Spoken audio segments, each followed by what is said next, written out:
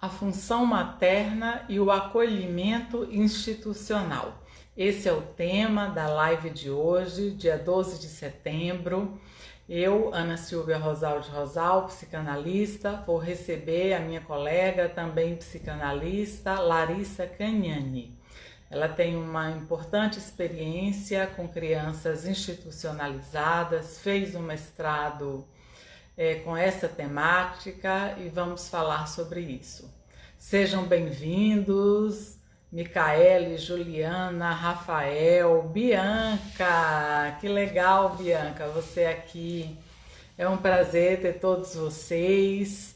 Vamos discutir um tema que, pelo que eu pude sentir ao longo dessa semana, tem muitas pessoas interessadas, né, em pensar a função materna a partir de uma situação muito específica, as crianças institucionalizadas. Bem-vinda, Marta, Renato,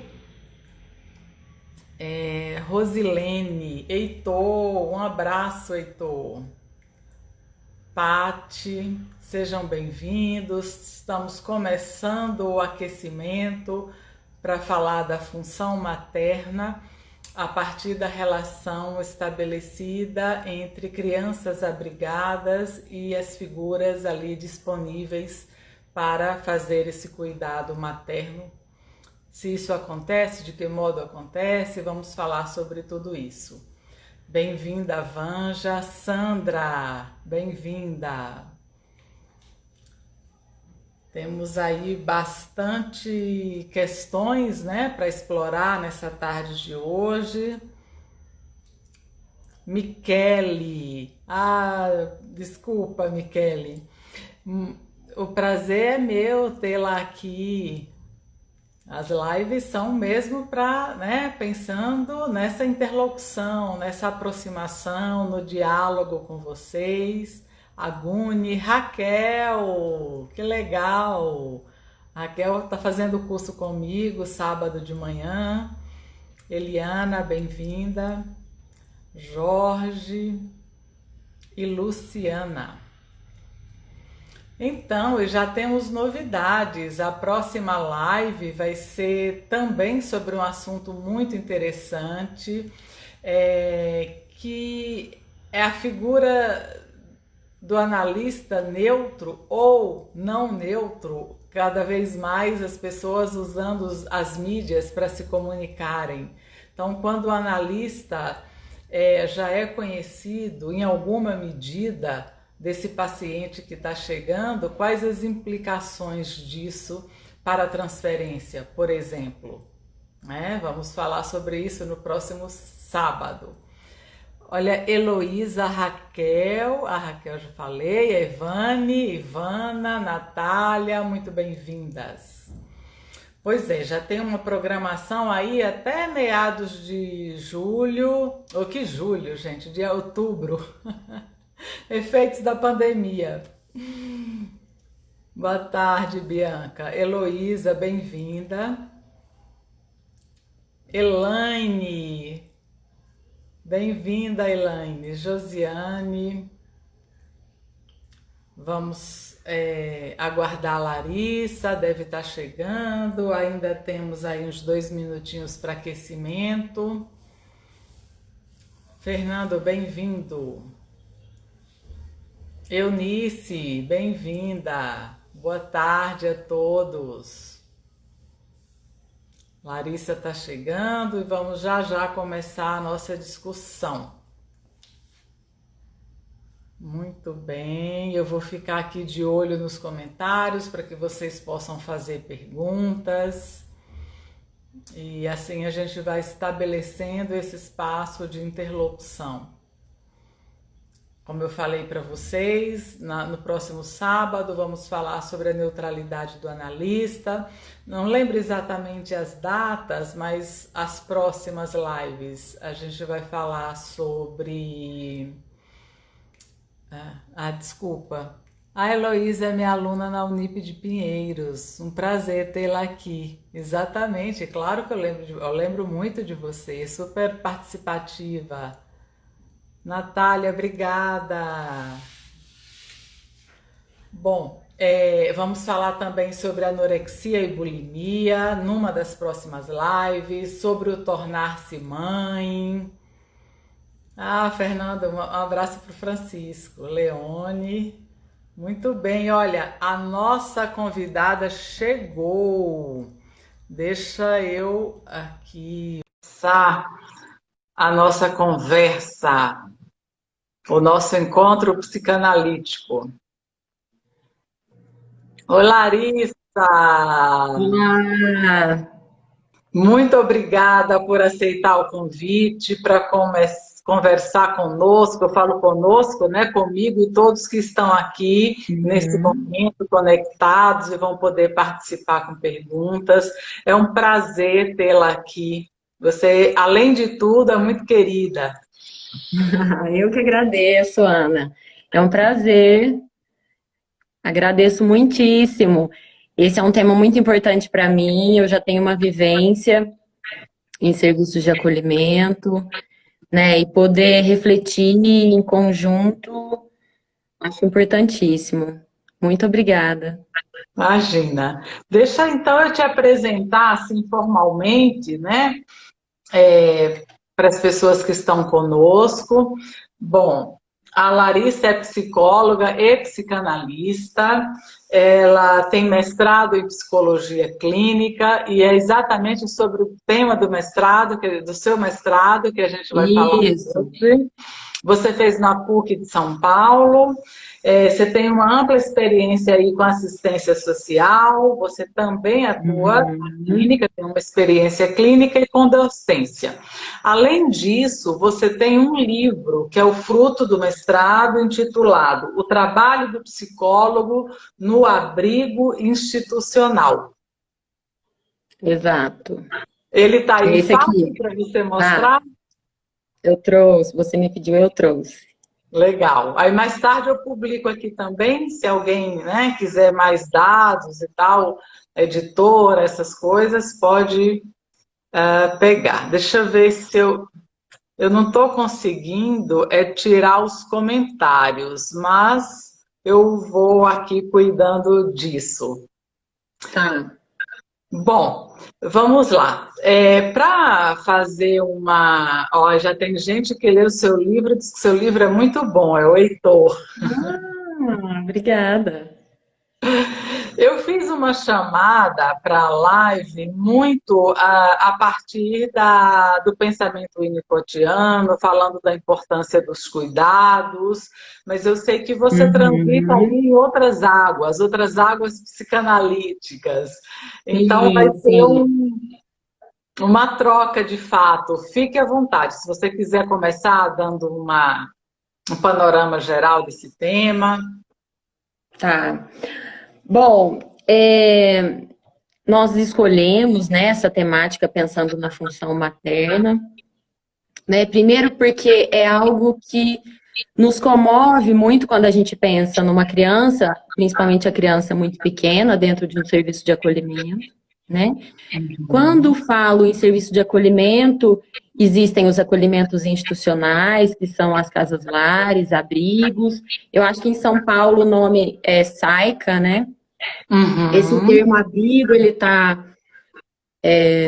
caindo um pouco de certa forma, ainda temos nas normativas do SUS, mas já tem uma discussão a respeito dele. O acolhimento familiar é o família acolhedora, né? uhum. Então, logo que a gente pensa nisso, que eu acho que ainda é um tema assim que eu gostaria de continuar estudando, né? É Sim. pensar no afastamento de crianças muito pequenas, né? Hoje a gente vai focar nessa criança até 3 anos, afastada do convívio familiar, né? Desse contexto, do ambiente familiar. Porque a lei prevê que a criança e o bebê, eles mantenham a convivência, né? E aí eu Uhum. já marco uma diferença, porque algumas crianças, né, alguns bebezinhos que vão para o acolhimento, às vezes não é possível, por muitas circunstâncias, né? Seja por uma condição, uma dificuldade da família, né? Hoje, no contexto da pandemia, é mais difícil esse convívio familiar, né? Você Então, fala. Você fala, não é Pode falar. possível eles permanecerem provisoriamente no abrigo e, ao mesmo tempo, manter um vínculo com a família de origem, ou a família biológica, é isso? Isso mesmo, porque a lei prevê, né, as normativas também reforçam e destacam muito a necessidade da manutenção do vínculo. E isso é Uhum, necessário, isso é um dever nosso enquanto poder público, né? uhum, Mas é claro que isso marca uma ruptura. A criança ela está num contexto, ela é cuidada por certas pessoas, o bebezinho ele ouve a voz da mãe, ele sabe o ritmo de uma casa, ele no momento de dormir ele tem um certo ritual, ele vai para um contexto completamente diferente. uhum. Então, por mais que haja a manutenção, né, do convívio, nós sabemos que faz uma marca, né? Há uma Sim. ruptura ali. Uhum. Mas temos esses bebês que continuam tendo um convívio e tem outros que não.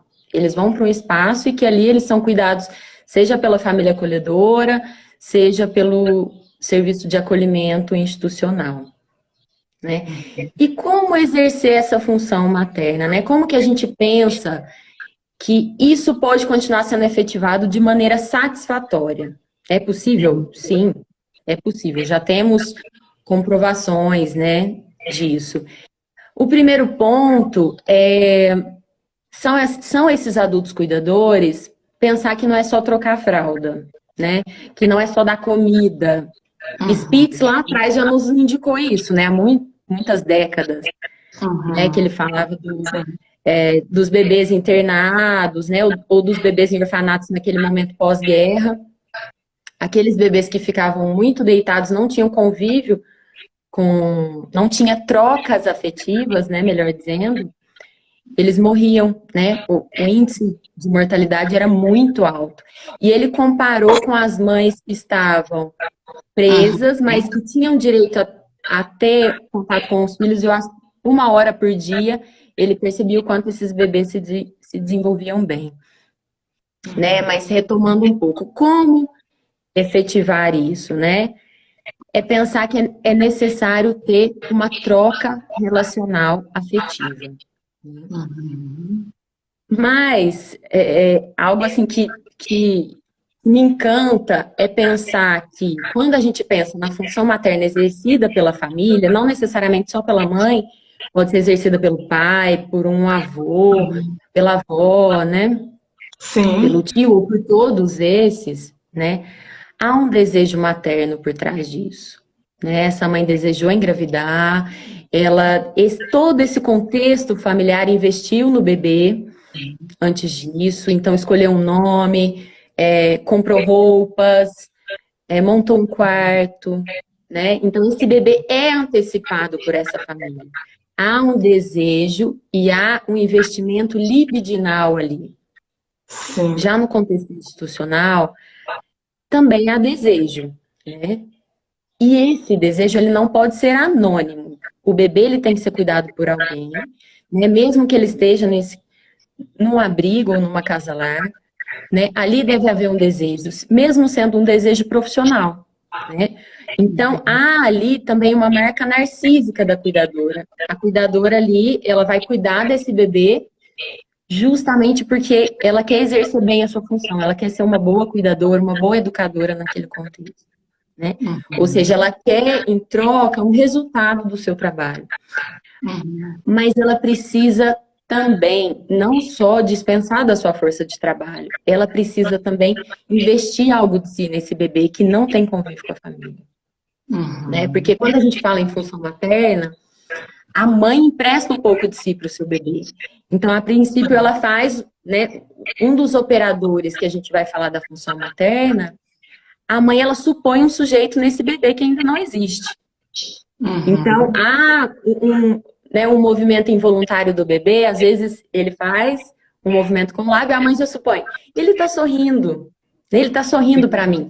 Há um júbilo ali, né? Sim. Então, há essa antecipação de um sujeito, é a partir dessa antecipação que o bebê ele pode vir, de fato, a sorrir para a mãe, de forma verdadeira. Não só mecânica, né?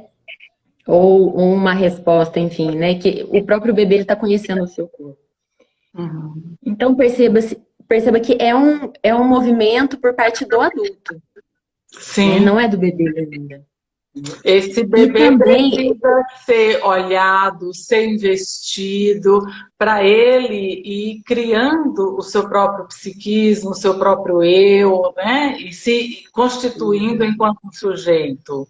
Ele, para uhum, lá na adolescência, muito depois, ele se diferenciar, se desgrudar de vez e se apropriar de uma identidade, mas que sem dúvida começa a partir do olhar do outro, do investimento uhum, libidinal, narcísico desse outro, né? sim, sim, com certeza.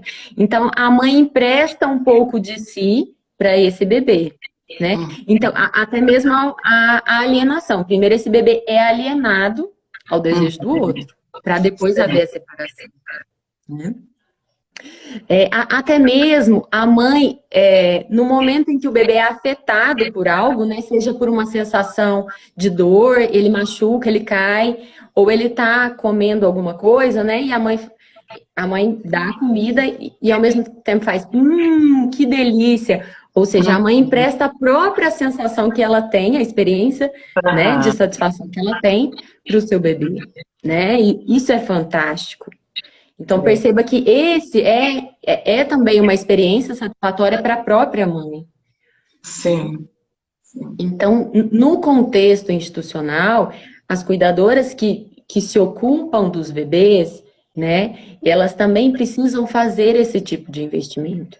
Porque por mais que o bebê, ele passe um tempo com a sua família, né, que ele tenha um pouquinho de convivência, no contexto institucional, é necessário que se dê continuidade a isso.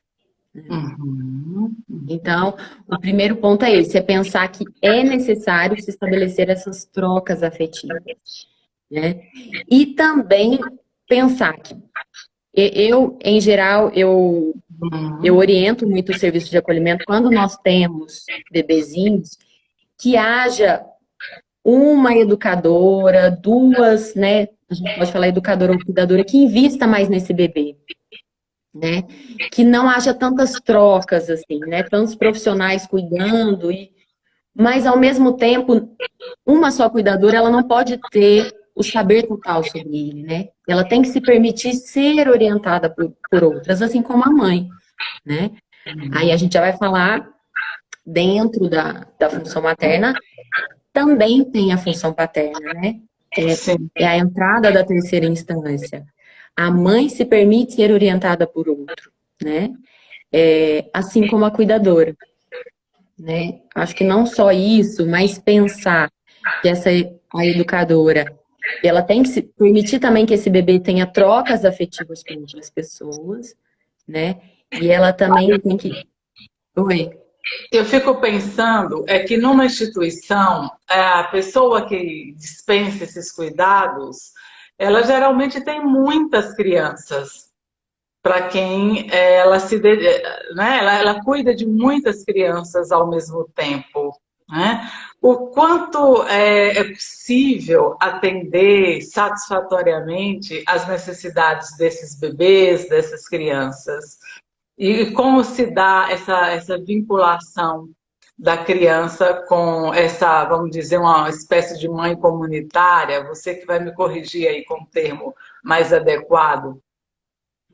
Antes tinha o termo mãe social, né? Esse termo não é usado mais.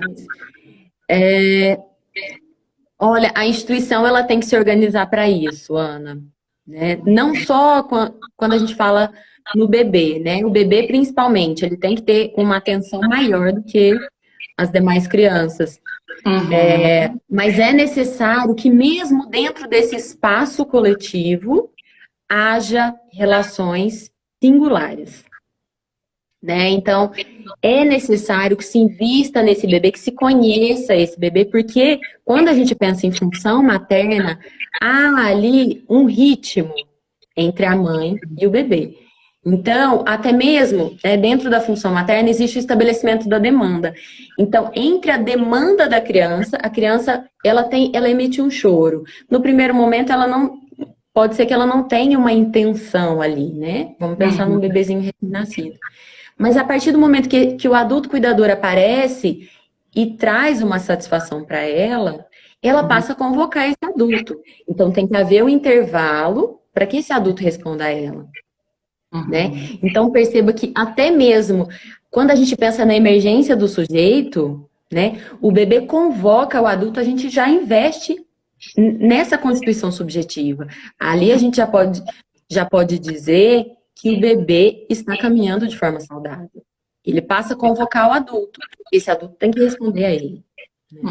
Tem que haver um intervalo da satisfação, mas o adulto responde. O bebê ele não pode ficar nesse limbo, né? Que ele convoca, ele tenta convocar o adulto e ele não tem resposta. Esse bebê cai num desamparo. Né? Aí a gente retorna até ao nosso desamparo estrutural, nosso desamparo originário. Mesmo dentro de um contexto de acolhimento, sim, o adulto ele tem que suprir essa demanda. Né? Até eu lembro da fala da Elisa Sintra, né? Que nós temos que ter essa reserva, né? Esse depósito de amor, esse depósito afetivo, justamente porque a nossa gratidão vai ser em retorno a essas pessoas que nos acolheram no nosso desamparo. Né? Então, o bebê ele não pode cair nesse desamparo. Então, e na verdade, essa é uma tarefa, eu estou aqui pensando, que nem sempre a mãe biológica, por exemplo, consegue, né, estabelecer o que o Winnicott chama da preocupação materna primária, né, de colocar-se ali numa espécie de sintonia fina, de olhar o bebê, de entender as suas necessidades, né? Então, independe até da instituição ou não, tem essa condição materna primária que se faz necessário. E quando a gente vai para os abrigos, para as instituições, como que isso se dá? Imagino que tenham figuras afetivas que sustentam esse lugar, mas eu imagino, não sei se a seleção dessas pessoas para trabalhar no abrigo, se elas são feitas a partir dessa escuta, né, dessas necessidades, ou se isso vai acontecendo do jeito que dá, e aí pode ser um complicador para se estabelecer o vínculo de mãe e filho. Sim, eu entendo que tenha que haver essa escuta no primeiro momento e também uma capacitação, capacitações continuadas, né? Porque dentro do contexto do serviço de acolhimento se estabelecem relações profissionais e relações pessoais. Né? Então, essa pessoa ela também tem que estar, né, no mínimo avisada que isso tem que acontecer. Porque até mesmo o Rinaldo Voltolini traz muito isso no contexto da educação infantil, né, nas creches. Ele fala muito que mesmo o desejo de se excluir o amor, as trocas afetivas de alguma relação, isso não é possível, porque o amor ele vem com uma outra cara, muitas vezes. Né? Seja um ciúmes, né? Seja no momento que essa educadora fica muito brava, ou ela se sente narcisicamente afetada porque uma criança não a obedeceu, né? Então é necessário muita escuta dos cuidadores, muita. Porque ali, realmente, a gente precisa trabalhar com a contratransferência deles. O que eles suportam daquilo tudo ali? Né? E principalmente quando nós pensamos no contexto, né, da medida de proteção e acolhimento institucional, a gente já pressupõe crianças ali sem família, crianças muitíssimo fragilizadas, né, às vezes com o rótulo de coitadas, mas também o serviço de acolhimento não pode entrar nesse viés. Né? Porque um princípio do cuidador é reconhecer a família biológica. Isso também vai demarcar o que hoje nós estamos falando de função materna e de função maternante. Né? A função materna ela é exercida pela mãe. A maternante é uma continuidade dessa função. É uma função semelhante à função materna, né? Mas há um outro desejo por trás dessa função. Né? Os cuidados ali são exercidos, a demanda da criança é atendida, mas há um outro desejo que implica esse profissional no cuidado e no trato com os bebês e com as crianças. Realmente não é fácil. Os cuidadores, eles eles ficam em posições assim que muitas vezes eles não sabem o que fazer. É muito natural eles trazerem, né? Parece que aqui eu faço como a mãe dela e eu não sou a mãe dela, né? Então é fundamental que haja uma escuta para se trabalhar essa contratransferência, né? Em primeiro lugar, é compreender, né? E tentar nomear para esse cuidador o desejo dele estar ali. Que ali ele precisa investir narcisicamente nessa criança, né? Porque é disso que é desse retorno que ela precisa, né? Mas que no momento em que o cuidador reconhece a família biológica, ele já marca que ali ele não é a mãe, né? Ele é alguém que reconhece essa criança com a história dela. E a Graciela Crespan traz coisas, né? Ela teoriza um pouco sobre o serviço de acolhimento, e eu acho, assim, fantásticas algumas contribuições dela. E ela traz muito isso, a necessidade da criança ter uma representação positiva da família biológica.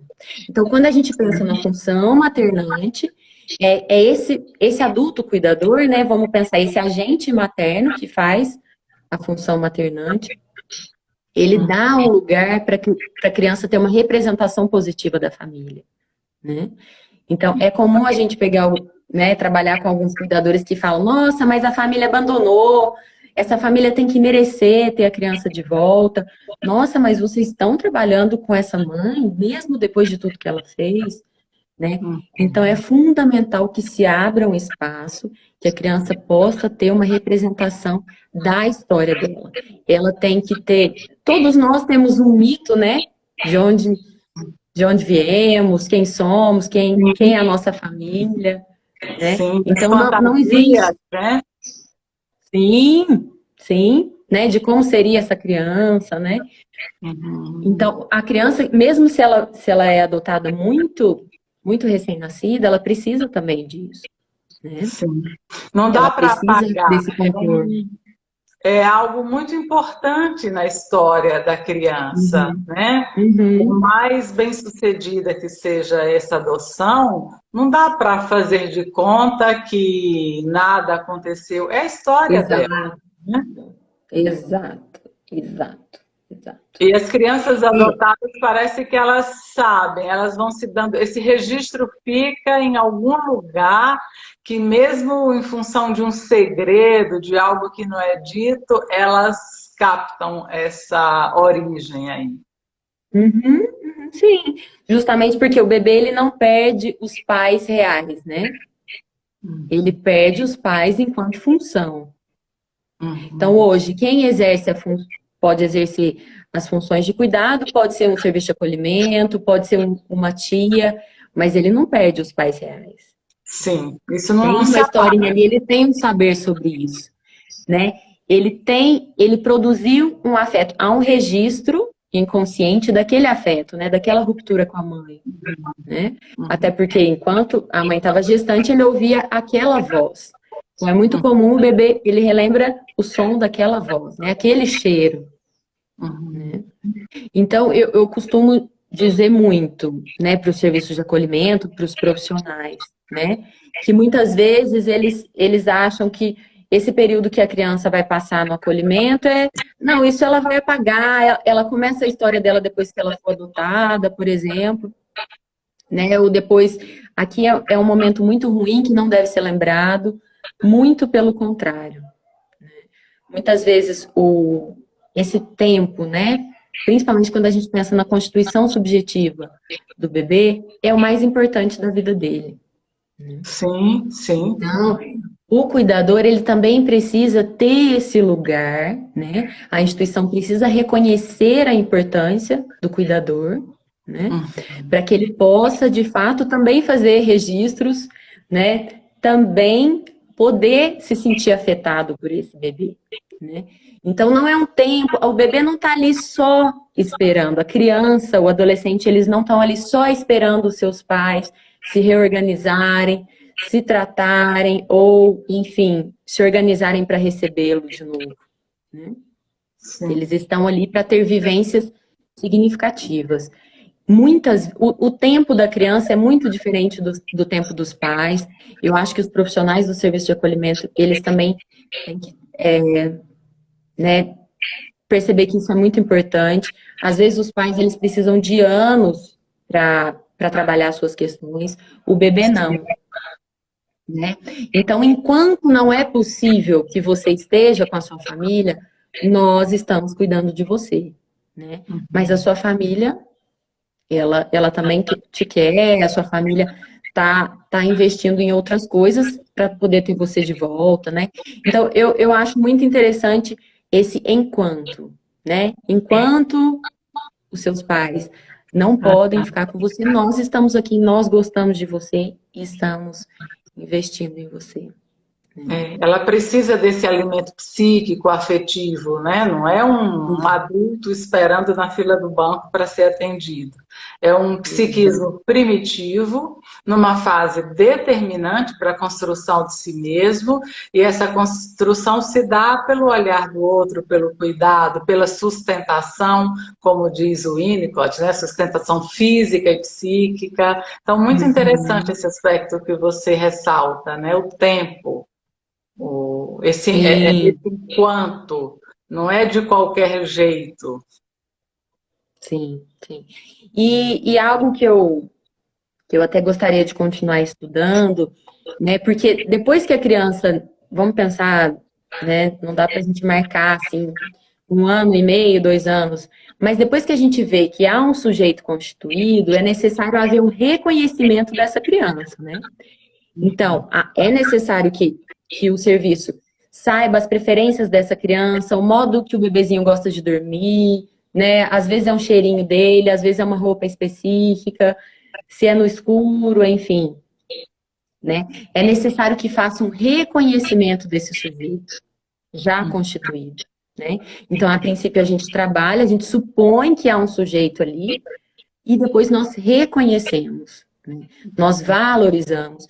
Então, o funcionamento institucional não pode atravessar esse sujeito, né? Por isso que dentro de um serviço de acolhimento tem que caber todas as subjetividades ali, né? Então, a rotina eu acho que eu estou não pode atravessar as regras, né? Eu estou identificada com os bebês, Larissa, porque eu estou aqui pensando o quanto. Eu não falo especificamente da experiência que você teve, mas é claro, você conhece para além das instituições que você atendeu, por meio das leituras que você fez, da troca com colegas, um pouco de uma visão mais geral do Brasil. E que a gente sabe que não são todas as instituições, aliás, eu arriscaria dizer que a minoria que tem esse cuidado, que tem essa escuta, que percebe tudo isso que você falou, que escuta esse cuidador, né, da possibilidade dele escutar a transferência, a contra-transferência, validar a subjetividade de cada criança. E aí você, justamente por isso, você ressalta a importância da capacitação, do treinamento, enfim, de um espaço de desenvolvimento para essas pessoas na função materna. Sim. Mas não é bem assim, a maioria das instituições tem esse cuidado. E aí, quais são os impactos que você tem visto na construção psíquica dessas crianças? Olha, Ana, assim, nós temos que trabalhar para que a função materna ela aconteça, ela se opere de forma satisfatória, né? Isso sem dúvida. Quando a gente pega, né? Só introduzindo um pouquinho a minha resposta. Quando a gente pega o guia de orientações técnicas do trabalho nos serviços de acolhimento, lá traz essa noção, a dimensão subjetiva. Lá diz das particularidades, que a história dela tem que ser reconhecida, né, que ela tem que ter o convívio, que tem que haver uma qualidade nos cuidados. É claro que isso não está tão específico, né? Mas ali há traços, sim, de que os profissionais têm que trabalhar dessa forma. Mas eu também concordo com você que há dificuldades. Não só quando a gente pensa no serviço de acolhimento, mas hoje os bebês eles vão muito cedo para as creches, né? Eles passam, às vezes, muito mais tempo, né, na SEIS, né, nesse centro de educação infantil, muito mais tempo lá do que em casa. Às vezes eles chegam lá, não agora no contexto da pandemia, né? Chega lá às 7 da manhã, os pais pegam às 6. Então, até por isso que a minha fala foi um pouco baseada no que traz a Cristina Kupfer, a Leda Bernardino. Por isso que foi desenvolvido o instrumental IRD, Indicadores Clínicos de Referência para o Desenvolvimento Infantil. Porque percebia-se que o bebê, muitas vezes, ele ficava entre, né, o exercício da função materna e, às vezes, a escola, né? Em nenhum dos dois lugares ele era maternado, vamos pensar assim. Porque a gente vê que a tendência da instituição, muitas vezes, é fazer a paternagem. Quer colocar regras, quer colocar leis, a rotina é mais importante do que tudo. Há uma tendência a isso, né? Sim. Isso é importante? Sim, isso é importante, né? Mas a troca afetiva, ela tem que existir. É na troca da fralda que tem uma brincadeira com o bebê, ali tem a instauração do terceiro tempo, do circuito pulsional, e a gente vê que essa criança, ela não cai num fechamento, né? Às vezes um fechamento autístico. Porque, né, a partir do que eu venho estudando, do que eu considero, se não há operação da função materna, né, essa criança, ela vai ter entraves na sua constituição psíquica, né, ou ela vai ter graves problemas de desenvolvimento.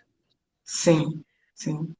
Olha que a Ivana fala lá de João Pessoa, que ela conhece lá instituições, né, que tem vários, essas cuidadoras têm vários turnos, então essa criança passa, sei lá, estou imaginando que por 2 ou 3 cuidadoras ali, então essa figura materna não está exatamente fixa numa pessoa, mas várias pessoas fazem esse papel. Então, isso não tem problema, né, desde que, é claro que também não podem ser muitas, né, 2 cuidadoras, é importante sim, até porque as casas lares ainda têm, algumas casas lares têm aquele educador residente, cuidador residente, outras não.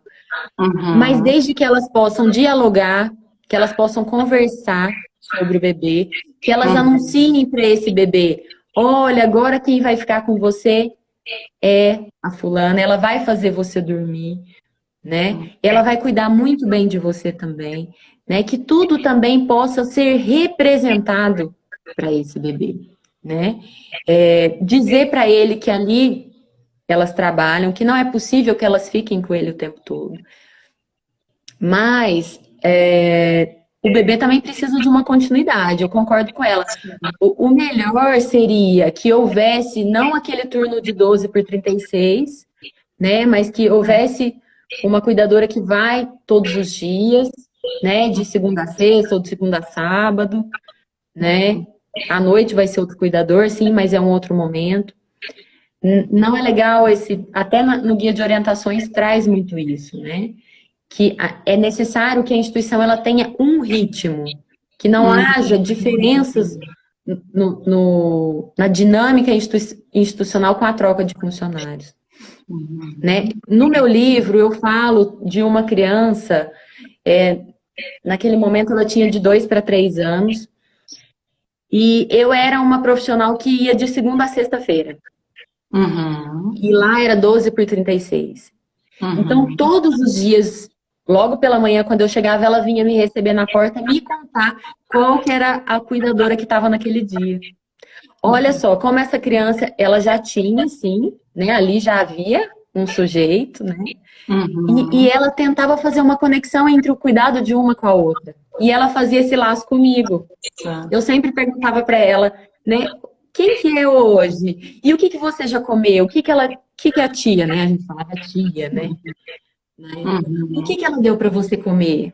Né? Quem que vai te levar para a escola hoje? Né? Então a gente tentava fazer essa ligação, né? Entre um cuidado e o outro com ela. Né? E ela via essa certa conexão em mim, né? Que eu conseguia nomear um pouco para ela e trazer essa, né? Vamos pensar essa articulação.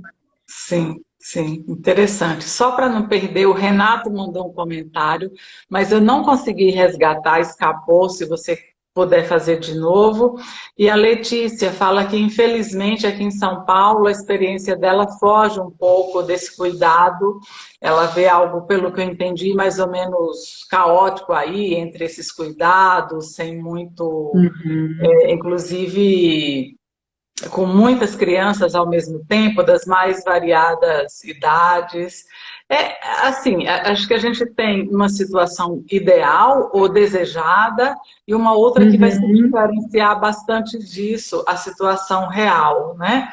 Mas acho que a sua fala está trazendo o quanto dentro deste real é possível se assegurar aspectos importantes, né, relativos à função materna. Isso, e é muito importante, principalmente quando a gente pensa no bebê, né? O bebê, ele tem um tempo, né? Ele tem um tempo de constituição subjetiva.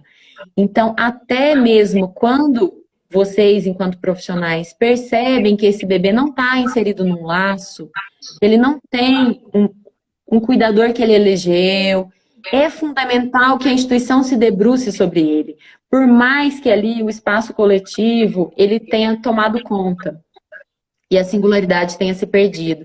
Então, principalmente o profissional da psicologia, do serviço social, é trazer essa reflexão, porque até mesmo, eu acho que até fazer uma leitura dos IDs, né, os IDs eu acho que são fantásticos para a gente pensar na constituição subjetiva, né, e poder trabalhar com esses profissionais, porque quando eu cheguei no serviço de acolhimento, aí eu vou trazer uma experiência própria, eu também percebi, assim, que o coletivo tinha tomado conta, e nós conseguimos nos debruçar sobre isso. Eu trouxe, tinha até, eu discuto o caso da Yara, que essa criança, ela estava um pouco perdida, assim, ela passava o dia todo na creche, ela chegava à noite, ela não se relacionava com ninguém, era uma criança que parecia apática. Eu levei isso para os cuidadores. Eu fiz um comparativo com eles. Eu falei, lembra como que a Yara chegou e como que ela está? Eles ficaram assustados, porque eles não tinham se dado conta o quanto eles tinham perdido essa criança, né? O quanto ela estava sem laço afetivo e o quanto ela estava sem um cuidado específico. Tinha momentos que ela pedia, por exemplo, um exemplo simples. Tinha momentos que ela pedia para determinada cuidadora dar banho nela. E aí eles falavam assim, não, mas a cuidadora está fazendo outra coisa, eu vou dar banho em você mesmo. Ela tinha 5 anos. Então, ali havia ela tentava lançar ali uma preferência. A subjetividade, às vezes, ela lançava, né, para alguém tentar captar. E perceba que a rotina institucional, de fato, estava afogando essa subjetividade, né? E eu trazia isso para eles. Nas reuniões de equipe, eu reconhecia quando eles traziam um traço específico dela, né? Ela fazia xixi à noite e aquilo era rotineiro. Eles limpavam, faziam ela dormir de novo. E eu trouxe isso. Eu falei assim, mas pode ser que haja um sofrimento dela aí, né? Então, é o nosso papel trazer a subjetividade, a singularidade. Principalmente com relação ao bebê, né? Eu sei que realmente é um espaço coletivo. Mas essa discussão, né, sobre as especificidades de cada criança, o cuidador, ele tem que ser convocado para isso, né? Justamente porque o bebê, ele tem um tempo. Se ele não estabelece um laço, ele não consegue mais depois, né? Sim, sim. Essa fase inicial da vida ela é determinante, né, para a construção de si mesmo. E aí o que eu queria chamar da atenção para dois aspectos, né? Primeiro, quando você fala a importância de escutar essa subjetividade e explicar para a criança, porque a função materna é isso, é traduzir o mundo para a criança, um mundo que ela não dá conta. Ela precisa desse auxílio.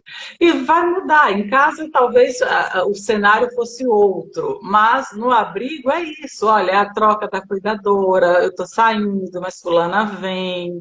No sentido também de manter uma rotina, essa continuidade, que o Winnicott, num dos seus livros, eu não vou me recordar em que texto, mas que ele fala que se as mães soubessem da importância dessa continuidade, elas nem cortariam o cabelo e nem mudariam de perfume nos 6 primeiros meses de vida do bebê, né? Aham, Tamanha a sim. importância dessa... Porque é o que vai dar segurança, vai mostrar para ela um ambiente seguro, sem sobressaltos, né? Onde ela pode Uhum. confiar, um ambiente que pode ser confiável. Por outro lado, acho que é exigir muito também que essas mães ou cuidadoras de abrigo, elas deem conta disso tudo. E é o que você fala, elas Uhum. precisam ter um espaço de diálogo, de escuta, de instrução mesmo, de que, como você fez, olha, esse xixi noturno pode indicar algo muito além e tal, e mostrar, é até cruel colocar pessoas que vão ali procurando um trabalho, claro que tem traços mais maternos, imagino que na maioria mais delimitados, mais aflorados, mas que elas podem não ter noção, inclusive com seus próprios filhos, né, da importância do vínculo afetivo. Uhum. Então, Sim, seria sim. uma obrigação do Estado de colocar, né, um profissional aí da psicologia, da psicanálise, para intermediar esse papel.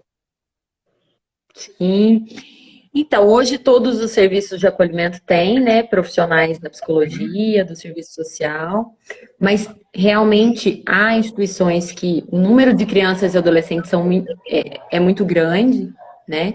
Então, esse trabalho dentro da instituição, às vezes ele fica um pouco comprometido, porque esse profissional ele trabalha dentro e ele também trabalha fazendo um acompanhamento familiar, né? Eu até faço essa distinção no meu livro, né?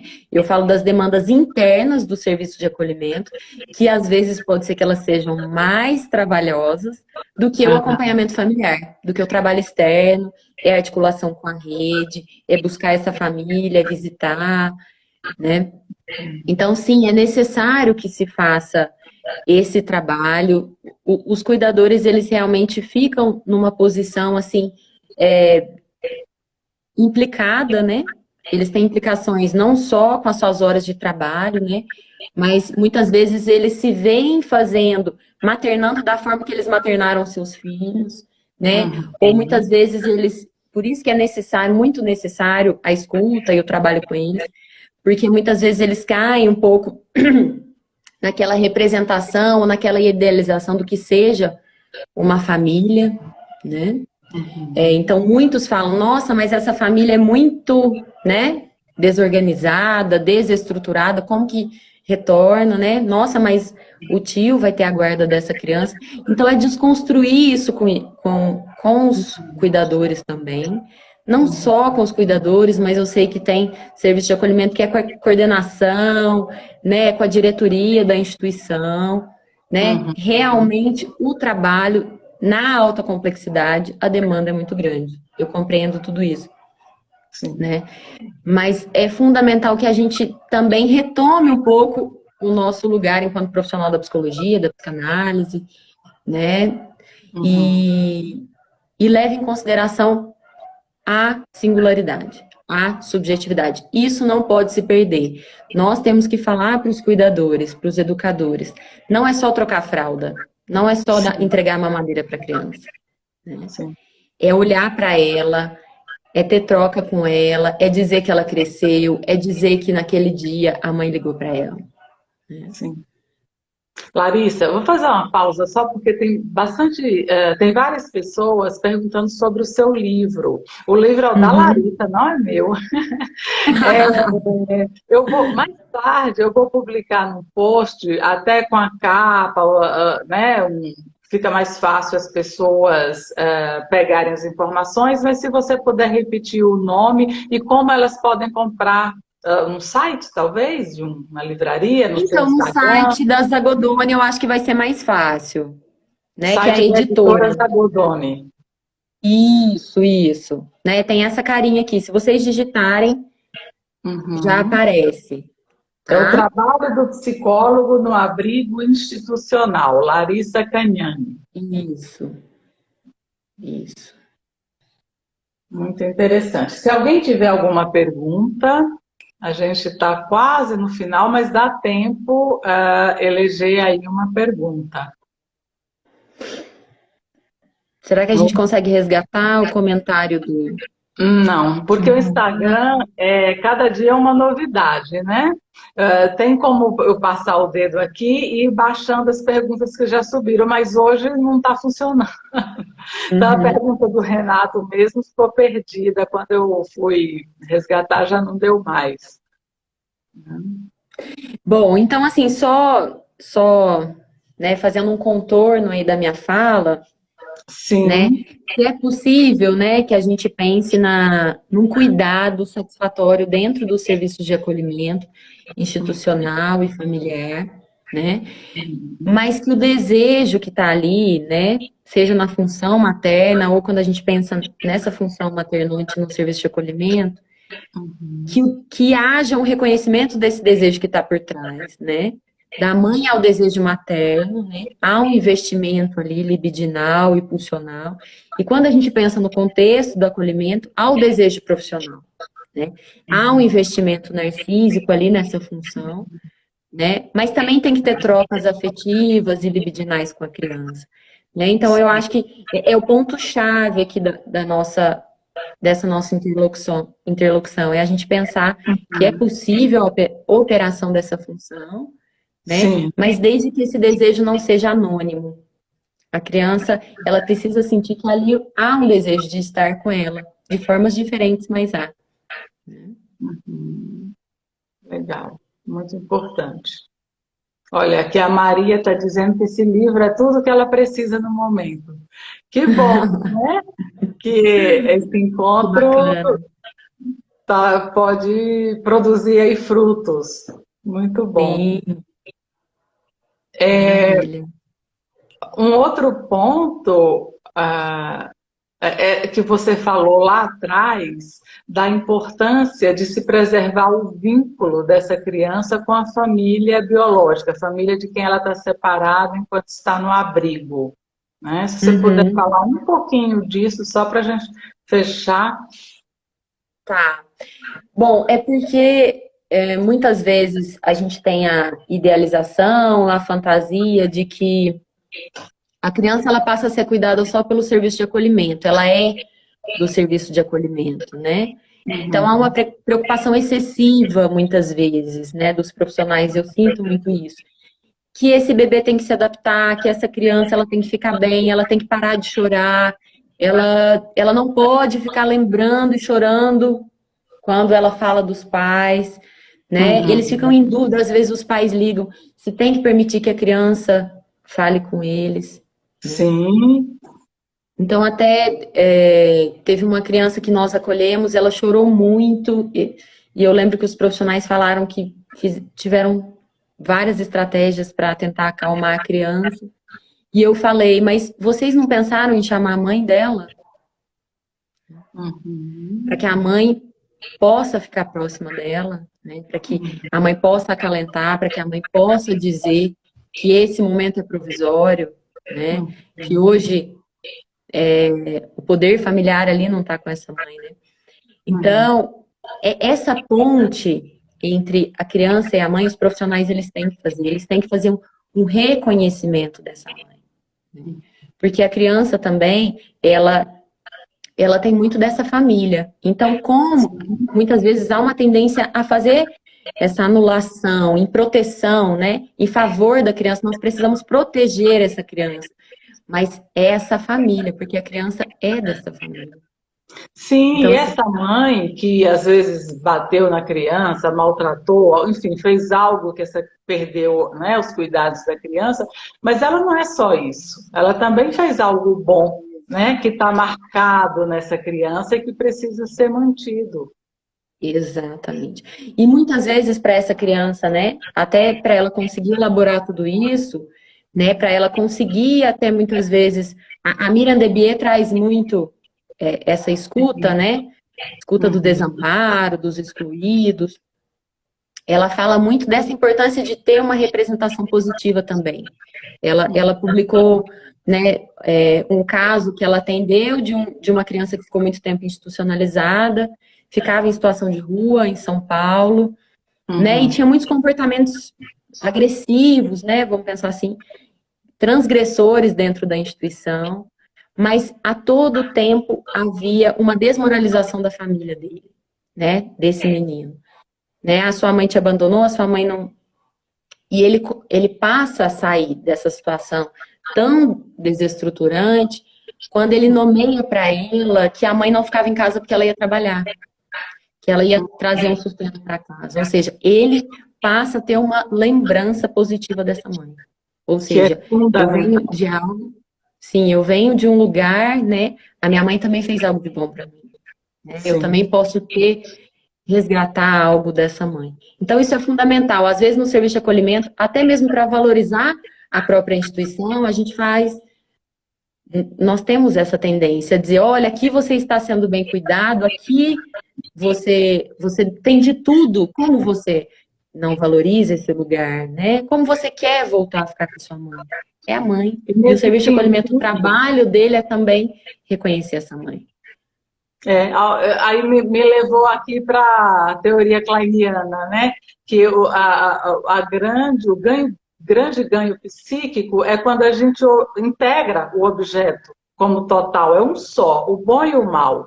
E quando os falam, a gente é quem cuida, porque sua mãe foi um desastre, é a manutenção nessa posição mais primitiva, né? De cindir o objeto. O bom está todo aqui e lá não sobrou nada. E muito pelo contrário, é a partir desse primeiro vínculo aí que ela também vai se construir. Não pode apagar, não pode, mas integrar. Sim, sim. Tem que ter a internalização desse objeto bom. Né? Então, e na história de todos nós houve algo de bom. Porque senão essa criança ela não teria sobrevivido, essa criança não... Ela foi investida, né? Sim. Por esses pais biológicos. Essa criança foi, de certa forma, desejada, né?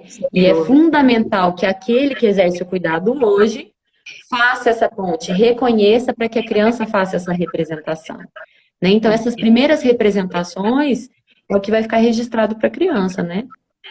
É o que há de mais primitivo, realmente. Sim. Que é a base de toda a construção psíquica, né? É o aprender a se mover nesse primitivismo, né? Na mais tenra idade. Exato. Porque, assim, até quando a gente vai pensar, né, mesmo se a criança, ela não for mais cuidada pelos pais, mesmo que ela não se encontre mais com eles, né? Ela tem que fazer essa ligação de que ela é da origem de outra família, ela foi cuidada por um serviço de acolhimento e agora ela passa a estar numa família adotante, né? A Graciela Crespin vai falar que não se substitui essa origem, né? Às vezes a gente tem esse termo da família substituta, né? Que é a família adotante. Mas não se substitui essa marca, né? A criança ela pode ter outros registros de filiação, né? Enquanto função, né? Mas os pais reais, eles se mantêm, eles continuam ali. E, sim, internalizados, né? Internalizados. Olha, deixa eu só responder, a live fica gravada, tão logo termine aqui, eu já salvo aqui mesmo, a partir de terça-feira fica no Instagram, então quem veio a primeira vez na página, eu peço que siga a página, todo sábado a gente tem uma live, e também inscrição no canal do YouTube, que o link está aqui no Instagram. A gente está chegando ao finalzinho, então vamos nos despedir antes que o Instagram nos corte, sem essa possibilidade de eu agradecer você. É uma pena que é limitado o tempo, porque teria mais material aí para a gente explorar, Larissa. Eu agradeço imensamente a sua enorme contribuição aqui para todos nós e as pessoas que estão aqui também, né, acompanhando a live. Eu que agradeço a participação de todos, foi um prazer, estou à disposição, né, se vocês puderem realmente ler o livro e depois a gente pode trocar outras reflexões em outros momentos. Né? Gostei Sim, muito, podemos obrigada, Ana. continuar mais para frente. Eu que agradeço, muito obrigada. Vai encerrar agora. Agradeço a todos vocês, mas já vai ficar disponível